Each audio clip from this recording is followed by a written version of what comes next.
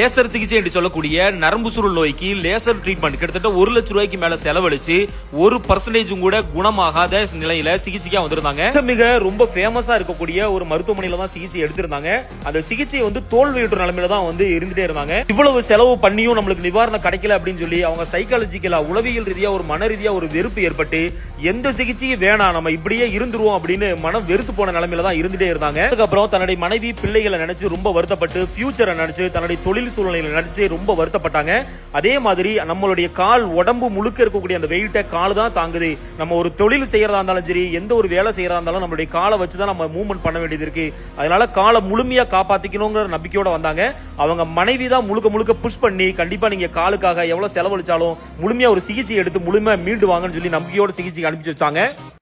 உயிர் நண்பர் மற்றும் நம்பிக்கைக்கு உரித்தான ஒரு நண்பர் ஏற்கனவே நம்மள்ட்ட பேக் பெயினுக்காக சிகிச்சைக்கு ட்ரீட்மெண்ட் எடுத்திருந்தாங்க. ஒரே சிகிச்சையிலேயே முழுமையா குணமடைஞ்சிட்டாங்க. அந்த நம்பிக்கையில அவங்களை ரெக்கமெண்ட் பண்ணி அனுப்பிச்சு வச்சிருந்தாங்க. இந்த கிளையண்ட்டுக்கு சிகிச்சை முடியும் போதே மிகப்பெரிய ஒரு மாற்றம். சிகிச்சை முடிஞ்சு பெட்டை விட்டு இறங்கும் போது மோர் தென் 80% அந்த வலி நல்லாவே குறைஞ்சிருச்சு.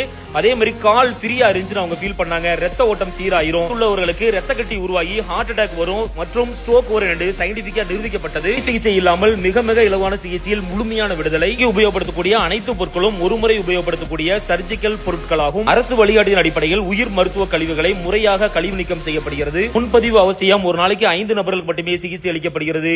ஹிஜாமா நோய் சார்ந்த மருத்துவ சிகிச்சை மையம், மேலப்பாளையம், திருநெல்வேலி.